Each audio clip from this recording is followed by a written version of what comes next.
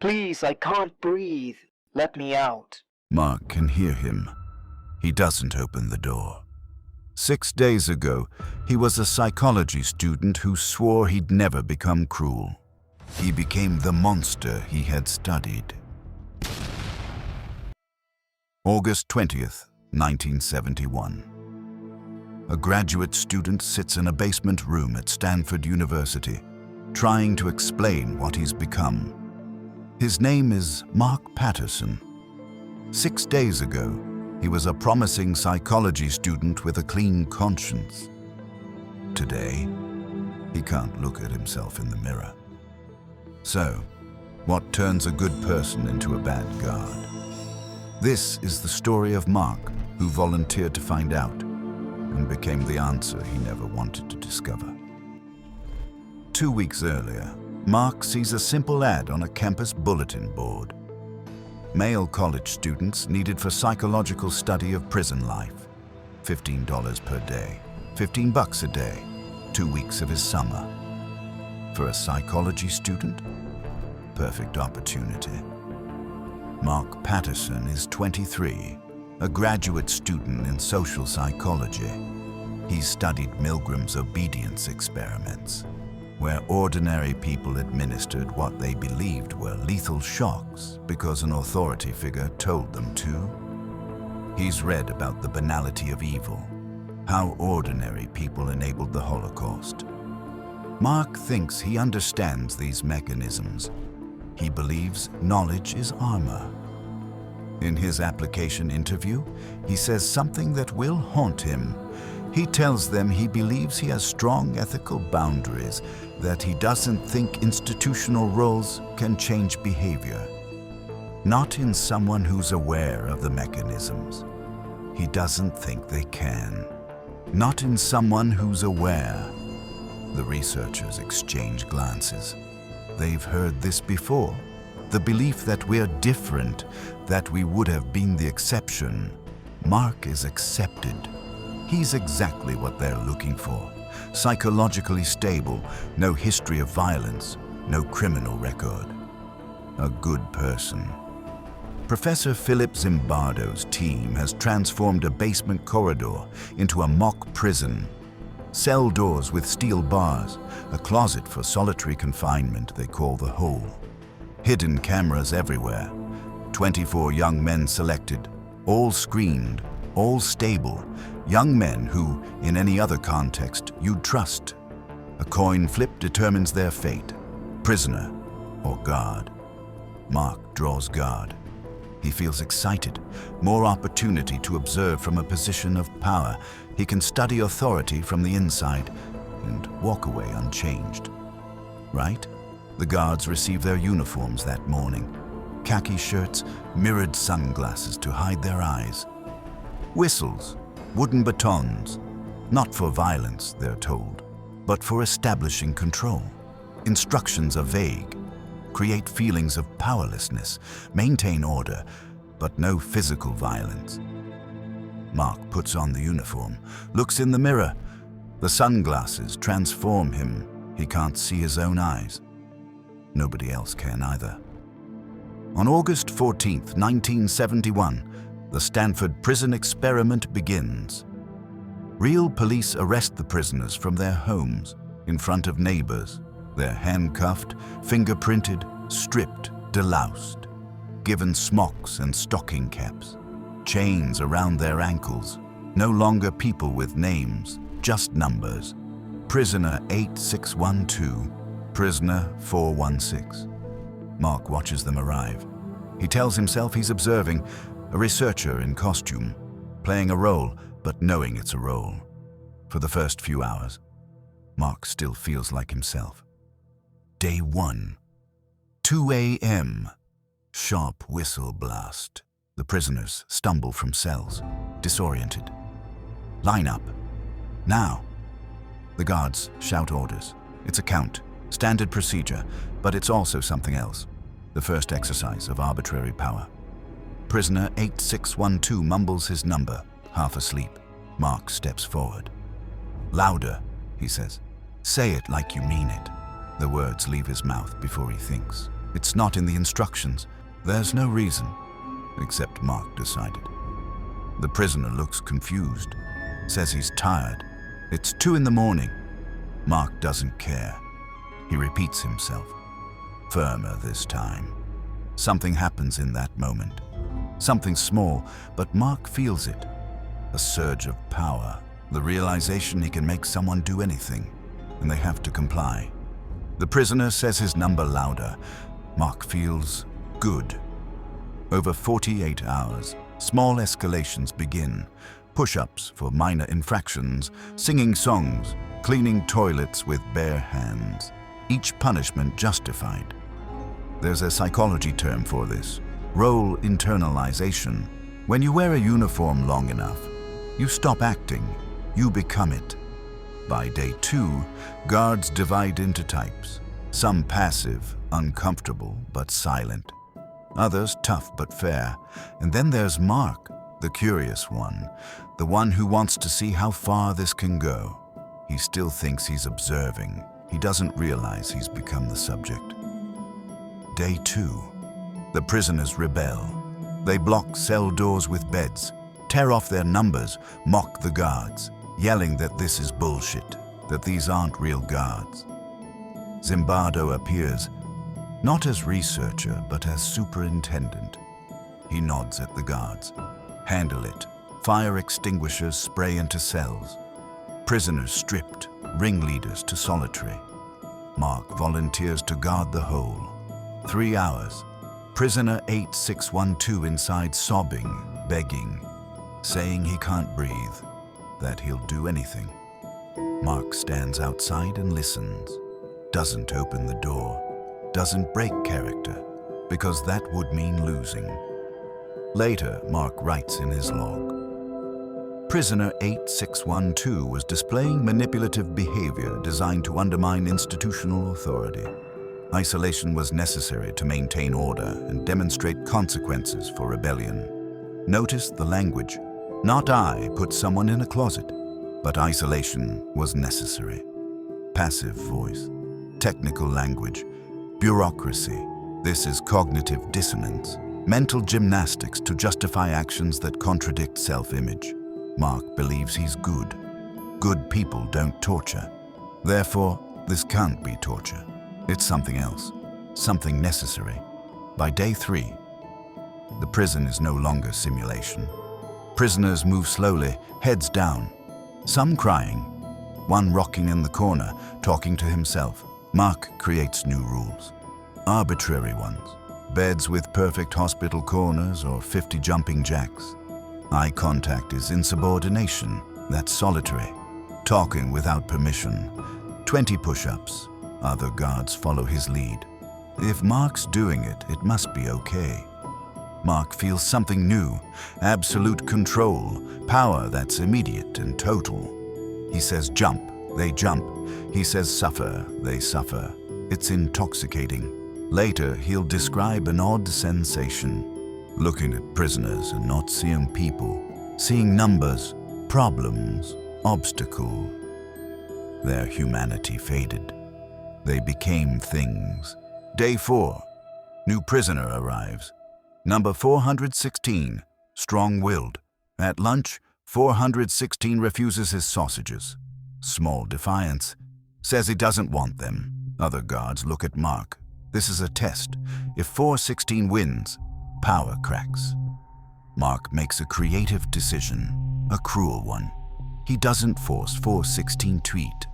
Instead, he turns the prisoners against him, makes them form a line, makes them chant. 416 is a bad prisoner, over and over. 416 is making life harder for everyone. 20 minutes, the sound of peer pressure. Other prisoners don't want to, but they're more afraid of becoming the target. Finally, 416 breaks. Tears streaming, he eats. Every bite, humiliation. Mark watches, arms crossed. Small smile. It worked, he writes in his log. Effective use of peer pressure to maintain compliance. After 416 breaks, something shifts in Mark. He's discovered a new tool, not physical violence, something deeper, the ability to make people destroy each other. Day 5. The other guards notice Mark's success. They start asking him for advice. He becomes their teacher, training them in systematic degradation. He creates a new game.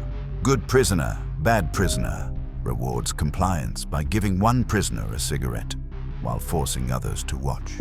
Deprivation becomes punishment. Watching others receive becomes torture. One prisoner refuses to participate in humiliating another. Mark makes him stand facing the wall for hours.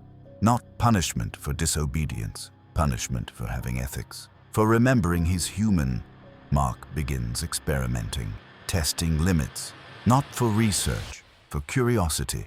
How far can you push someone before they completely break? Before they stop being a person? He makes prisoner 293 clean a toilet with his bare hands, then serve food to others with those same hands, watching the disgust, the humiliation radiating through the room. Another prisoner asks to use the bathroom. Mark says no, makes him ask 50 times, louder each time, until his voice breaks, until he's screaming, "Please, may I use the bathroom?" while everyone watches. Mark doesn't feel bad watching this. He feels fascinated, like a scientist watching a reaction. The human element has completely disappeared. They're not people, they're variables in his experiment. By day 5 evening, Mark institutes a new rule. Prisoners can only refer to themselves as their numbers. Not I or me, only prisoner 8612 requests permission. Identity linguistically erased. One prisoner forgets, says, "I need water." Mark's response is immediate. Makes every prisoner do 50 push-ups. Because 8612 forgot he's not a person anymore.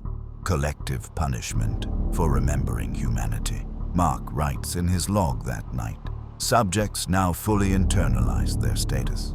Self-identification as numbers achieved. Recommend this protocol for future applications. He's not describing people. He's writing a manual for breaking them. He's proud of this entry. Considers it his best work. The language is clinical, professional, detached. Like he's developed a new teaching method, not destroyed human beings. That's what makes it most terrifying. He genuinely believes he's contributed something valuable. What's happening to Mark? Situational attribution. Behavior shaped more by environment than character. Put a good person in a bad system. The system wins. Mark isn't evil. Wasn't evil when he volunteered. Not genetically cruel. Not a hidden sadist. He's in an evil system. One that gives permission, gives a role, insulates from consequences. But here's the terrifying part. He doesn't feel evil. Feels necessary. Feels like he's maintaining order. Doing his job well. Feels right. By day 6, the experiment spirals. Prisoners showing severe distress, depression, anxiety, psychosomatic rashes. One released for emotional breakdown. Guards exhausted but energized. Working longer shifts, refusing to leave. Addicted to power. Mark is thriving. Never felt more alive, more purposeful. He's the best guard. Everyone knows it. Mark became exactly what he said he wouldn't, and has no idea. Morning of day 6. Everything changes. Christina Maslach visits. Graduate student, Zimbardo's girlfriend, coming to conduct interviews. She walks down the stairs and sees what everyone stopped seeing. Prisoners with bags over heads, chained together. Guards shouting, banging batons. Toxic, violent, wrong. She watches 5 minutes, then confronts Zimbardo. Tells him what he's doing to those boys is terrible. That she can't believe he's allowing this. Out of 50 observers, Christina is the first to say stop. Everyone else saw what they expected. A study, not suffering. August 20th, 1971. After 6 days of a planned 2 weeks, the experiment ends. Prison dismantled. Prisoners released, crying with relief. Guards confused, aimless. The structure giving their lives meaning collapsed. Mark stands motionless. waking from a dream, or falling into nightmare. Guards are debriefed, shown footage, asked to explain. Mark sits in a white room, watches himself on a small TV, screaming, dragging prisoners to solitary. Face twisted with contempt, his face blank, mind trying to process, reconcile the screen with his self-image. He stutters, says he didn't think, that he thought he was maintaining order, that he didn't realize. Voice trails off. Nothing else to say. The researcher explains gently. The psychological mechanisms that transformed him. Deindividuation, loss of individual identity in a role. Authority bias, tendency to obey and internalize power values. Moral disengagement, processes allowing good people to harm by reconstructing it as justified. But Mark already knows, felt it happening. Erosion of self, permission to harm, ease of cruelty, how power reshapes perception until victims become obstacles. Worst part? He liked it. The power, the control, the simplicity. For 6 days, morality was easy. Rules told him what was right. Role told him who he was. Mark leaves that afternoon. Walks into California sunshine. He'll finish his degree. Become a therapist. Spend his career helping people recover from the damage he learned to inflict in 6 days. But he'll never forget the person he became, the ease of becoming it, and neither should we. The Stanford Prison Experiment didn't create monsters. It revealed a truth about human nature. The costume of authority is enough. Permission to harm is enough. The situation is enough. Give someone a uniform, a role, a system, and watch what happens. Not to bad people, to normal people, to people who believe they're different. Mark wasn't special, not uniquely cruel or weak. Just a person in a system. The system said, this is your role. Play it. You're not responsible. The role is responsible. So here's the question. What would you have done? Easy to think you'd be different, the good guard, the one who refused. But statistically, you probably wouldn't. Most people become Mark. Most people internalize the role, believe it's necessary, justified, right.